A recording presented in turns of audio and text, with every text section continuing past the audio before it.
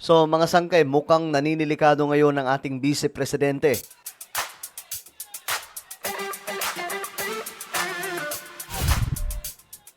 So malapit na pong ilabas yung marami pang ebidensya, di umano ha, sa, kung hindi ako nagkakamali, sa 14 ng Abril, laban po dito kay Vice President Sara Duterte at lalabas din po itong si Madriaga. Ngayon mga sangkay, eto, si VP Sara ay humingi na ng tulong sa Supreme Court para ipatigil ito. Why? Pag-usapan mo natin ngayon mga sangkay. Anyway, bago tayo mag-umpisa, sa mga hindi pa po dyan nakakapag-subscribe sa ating YouTube channel, makikita nyo po yung subscribe button sa baba ng video na to. I-click nyo lamang po yung subscribe, i-click yung bell, at i-click nyo po yung all. Sa mga nanonood naman po sa Facebook, i-follow nyo po yung ating Facebook page. Okay. So, ito yon mga sangkay. Si VP Sara nga po ay humingi na po ng tulong sa Supreme Court. Ito po, oh. VP Sara sumaklolo sa Supreme Court para ipatigil ang impeachment proceedings. Bakit kaya?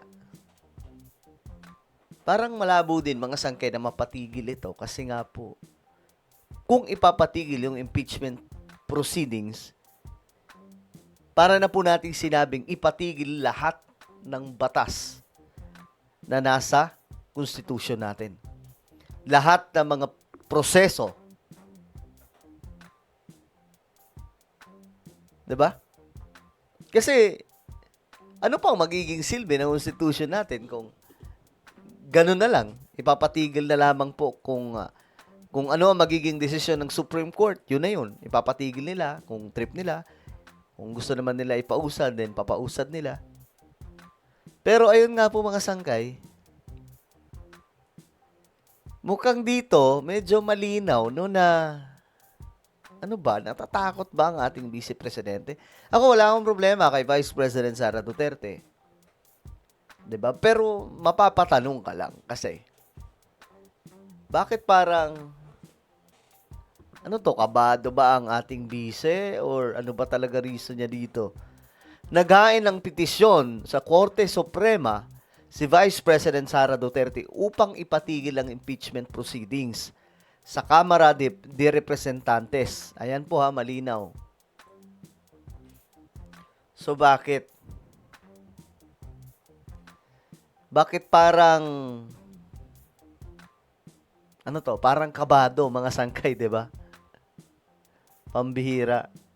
Kasi kung wala naman pong tinatago, bakit kailangan ipatigil?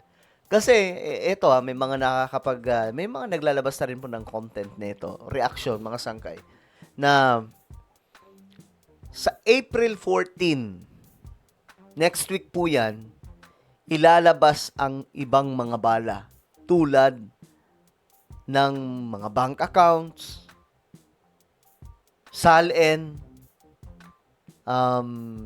isa pa yung si Madriaga lalabas din daw po. So, ang tingin dito ng marami, tuloy, mga sangkay, natatakot ang ating Vice Presidente. Ito yun, no? Sara Z. Duterte, in her capacity as the Vice President of the Philippines, petitioner. Ayan po. Oh my goodness, why? Ba't parang kabado si VP Sara? Di ba kayo nakakaano, mga sangkay? Wala lang, mapapaisip ka lang. Kasi kung walang tinatago, bakit talaga bakit ganito yung aksyon, di ba? O, tignan po natin yung mga komento, mga sangkay. She hired 16 lawyers and she herself is a lawyer. Full battle gear, kumbaga, to face the impeachment trial. Yun pala, nag-hire ng 16 na lawyers to evade the impeachment trial by seeking a Supreme Court ruling or decision, again, to stop the impeachment process. Wala, tagilid talaga, mahirapan talaga ang defense pag nasa Senate na ang process ng impeachment. Ayun na nga, mga sangkay. Ayaw naman dito, itong isa nag-comment, itong my home decoration. Ituloy ang impeachment para mapatunayan kung wala talagang kasalanan at inosente si Inday, Inday Magna. Mayroon siyang 16 na abogado, kaya siyang ipagtanggol kung wala talaga siyang kasalanan. Ako, yun din ang ko, hindi ibig sabihin mga sangkay na matutuloy ang impeachment, guilty na po si VP Sara. Sa totoo lang mga sangkay, ito po yung magpapanalo sa kanya kung sakali wala talaga siyang kasalanan. Ito po yung magpapaangat pa sa kanya. Maglilinis sa kanyang pangalan na pinupulanan po. 'Di ba? Sabi ng iba, magnanakaw daw, may confidential fund. So kung mapapatunayan po 'yun sa impeachment trial, baka kahit ako mga sangkay, sasabihin natin, kayo mga nagparatang dyan, mga loko pala kayo eh.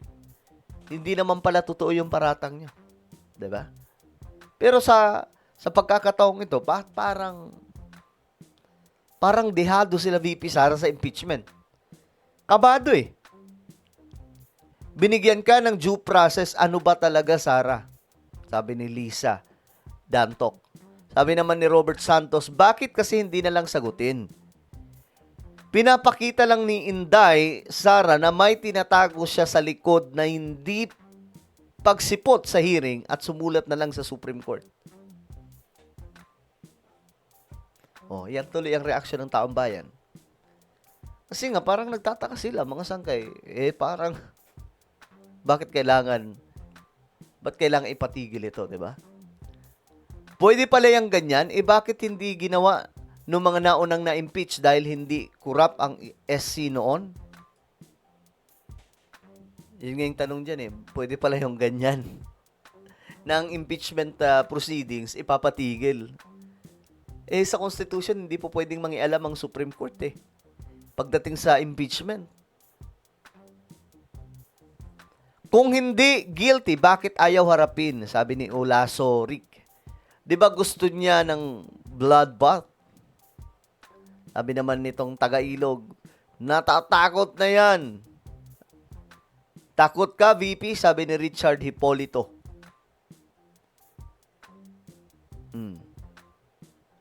So, ayan, mga sangkay.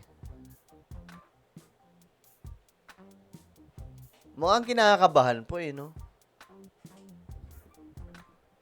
Bakit ganon? Kayo, mga sangkay, anong sa tingin nyo yan? Anong opinion nyo dito? Comment down below. Alright? Meron tayong YouTube channel. Ito po ay Sangkay Revelation. Hanapin nyo po ito ngayon sa YouTube. Ito po yung isa ko pang YouTube channel. Pero mas malalim ang pinag-uusapan natin dito dahil patungkol po ito sa Biblia, mga propesiya na kung saan nagaganap po sa ating panahon ngayon. Alright? Hanapin nyo sa YouTube, Sangkay Revelation. Then click the subscribe, click the bell, and click all. Ako na po yung magpapaalam. Mag-iingat pong lahat. God bless everyone.